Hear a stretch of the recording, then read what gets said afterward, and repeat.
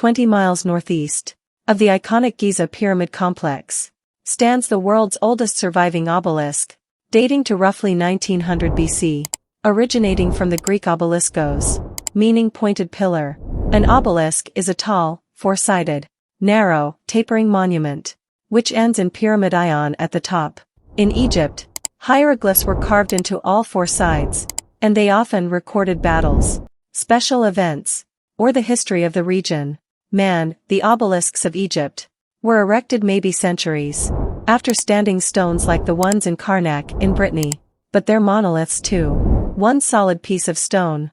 The obelisks of Egypt too are made of red granite, and red granite is a very special kind of granite. It's infused with tiny quartz crystals, and this gives the obelisk a certain type of energy, and the ancient peoples were aware of this energy that was coming out of the obelisk.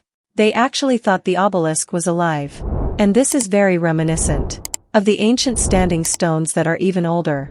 Is it more than mere coincidence that the Egyptians erected monolithic stones that were rich in quartz crystal, just like ancient cultures in other parts of the world did, thousands of years earlier? Had they discovered the secret of the ancient standing stones and their power to harness the energy of the earth?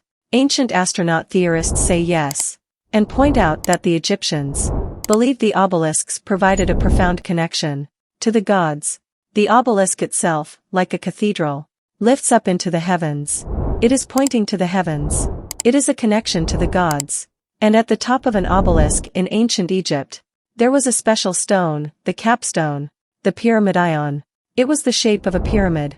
It was made of specially fine granite, polished with some, hieroglyphics. But the main detail was it was brightly gilded in pure gold so that the sun would bounce off that, and beams would glow for miles around. It must have been dazzling. This was the point of contact between humans and the gods. This was how we communicated with the gods, through that stone. You'll see the top of the obelisk reaching into the sky. They think of it as sort of an axis mundi. It's a way of connecting Earth with the heavens. Egypt was given, according to ancient texts, the powers of heaven. Egypt became a mirror of the heavens.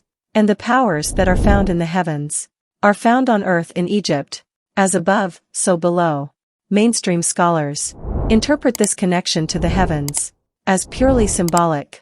But ancient astronaut theorists suggest that the obelisks were recreating the technology of another world, and that these giant stone pillars were part of a vast wireless energy grid, one that also incorporated the power of the pyramids. Childress, it's a fascinating idea that, like we would charge a phone on a charging pad, just by placing it there, these extraterrestrials can recharge their own craft off of these standing stones and obelisks. You have to wonder whether pyramids had exactly the same purpose. Could there be even more highly advanced technology, way beyond any technology that we even know? The walls of the Great Pyramid, like the obelisks, contain a high concentration of quartz crystal. Could it be that this massive monument, in conjunction with other ancient structures, made up a global wireless energy network? By placing some of these obelisks and standing stones around the earth, in combination with pyramids, if you have the correct technology, you can use that energy, and these standing stones become antennas, and power beacons and all kinds of things.